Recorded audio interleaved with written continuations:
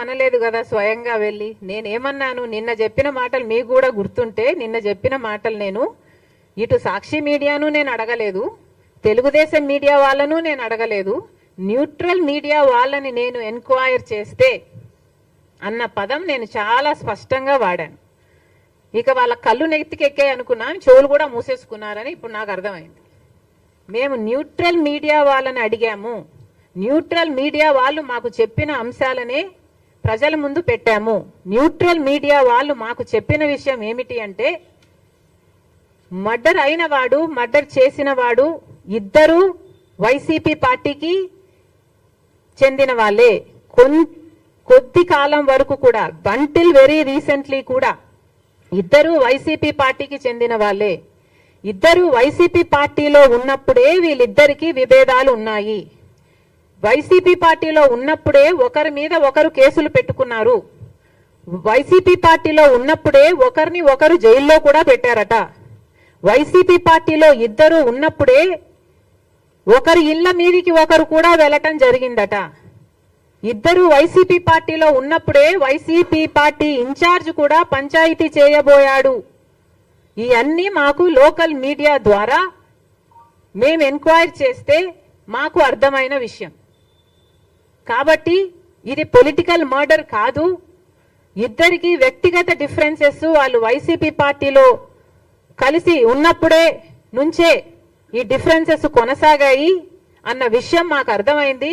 మరి ఇది పొలిటికల్ మర్డరే కానప్పుడు ఒక పార్టీ మొత్తము ఢిల్లీలో ఎందుకు ధర్నా చేస్తున్నారు అని అడుగుతున్నాం.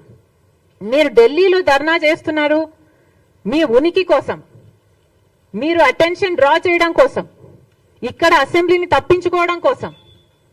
మరి మీరు ధర్నాలు చేసే వాళ్ళే అయితే ప్రత్యేక హోదా కోసం 5 సంవత్సరాలుగా ఎందుకు ఢిల్లీలో ధర్నా చేయలేదు? మీరు ధర్నాలు చేసే వాళ్ళే అయితే పోలవరం కోసం ఎందుకు ధర్నాలు చేయలేదు? కడప స్టీల్ ఫ్యాక్టరీ సొంత నియోజకవర్గం కదా, మరి దానికోసం ఎందుకు ధర్నాలు చేయలేదు? విశాఖపట్నం స్టీల్ మునిగిపోతుంది, క్యాప్టివ్ మైన్స్ కావాలి అని ఆ రోజు ఎందుకు ధర్నాలు చేయలేదు? ఇవన్నీ జగన్మోహన్ రెడ్డి గారు సమాధానం చెప్పాల్సిన అంశాలు కాబట్టే మేము ప్రశ్నించడం జరిగింది. ఈరోజు మీ సొంత పార్టీ విషయాన్ని ఏదైనా జాతీయ సమస్య అయినట్టు దానికి ఒక పెద్ద పిక్చర్ ఇచ్చి ఢిల్లీ వరకు వెళ్లి ధర్నా చేస్తున్నారే. మరి ఇక్కడ వరదల్లో జనాలు మునిగిపోతున్నారు. రేపు నేను కూడా పోతున్నా ఒక ప్రాంతానికి, మరి మీరు ఎందుకు పోవటం లేదు అలాంటి ప్రాంతాలకి? వాళ్ళకు భరోసా కల్పించాల్సిన అవసరం లేదా? తెలుగుదేశం పార్టీ వాళ్ళు ఇప్పటి వరకు ఇది ఇస్తాము కాంపన్సేషన్ అని చెప్పలేదు బాధితులకి. మీరు డిమాండ్ చేయాల్సిన అవసరం మీకు లేదా?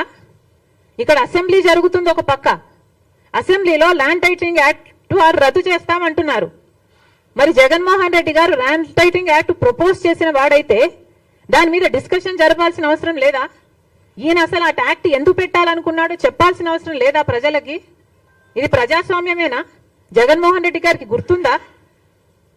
అసెంబ్లీలో బిల్లులు పాస్ అవుతాయి కదా, దాని మీద డిస్కషన్ చేయరంటనా?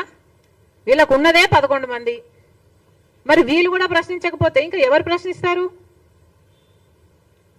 ఇది ప్రజల సమస్య కాబట్టి, ప్రజలు ఎన్నుకున్న వాళ్ళు వీళ్ళు